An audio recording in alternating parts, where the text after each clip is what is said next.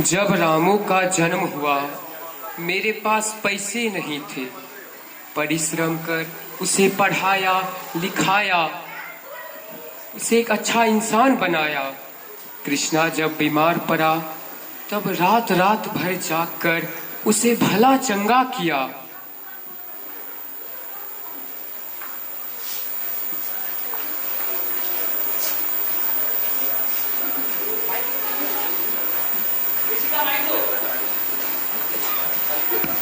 रामू, तुम्हें याद है ना, जब तुम बीमार पड़े थे तब मैं पागलों की तरह शहर शहर डॉक्टरों से तुम्हारी इलाज कराने में अपनी घड़ी तक बेच डाला।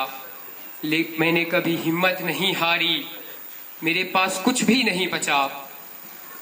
मुझे लेकिन व्यक्ति को परिस्थिति लाचार बना देती है।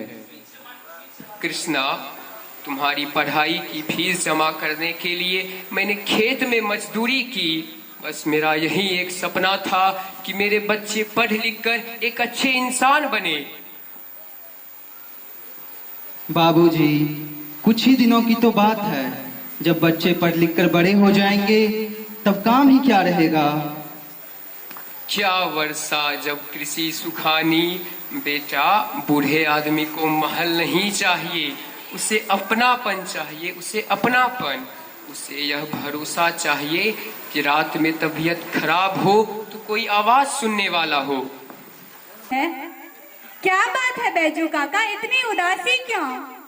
अभी तो दोनों भैया भी उपस्थित हैं। आज मैं अपनी जमीन का बंटवारा कर रहा हूँ बेटी। अच्छी बात है, लेकिन आप किसके हिस्से में आए? मैंने कुछ गलत बोल दिया क्या? नहीं बेटी, बस यही सवाल तो मैं अपने आप से पूछ रहा हूँ। रामू भैया, आप तो बड़े बेटे हैं, ये बताइए कि बैजू काका की जिम्मेदारी कौन लेंगे? बहन, मैं जिम्मेदारियों से भागना नहीं चाहता, बस परिस्थितियां मुझे लाचार बना दी है।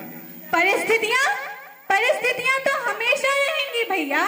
सवाल तो यह है उन परिस्थितियों में लड़कर हम अपने कर्तव्य के लिए कितना स्थान बना पाते हैं। और कृष्णा भैया, आप? साक्षी, मैं बाबूजी का अनादर नहीं करना चाहता। अनादर केवल ऊंची आवाज में बोलने से नहीं होता भैया। बुढ़ापे में अकेले छोड़ देना सबसे बड़ा अनादर होता है। फिर कभी बैजू काका ने तुमसे यह नहीं कहा कि मेरे पास समय नहीं है, मैं तुम्हें पाल नहीं सकता। फिर हमारा यह कर्तव्य होना चाहिए कि माता पिता को कभी यह महसूस नहीं हो कि संपत्ति के समय वो परिवार का हिस्सा है और सेवा के समय बोझ। और बाबूजी, जमीन का बंटवारा हुआ क्या?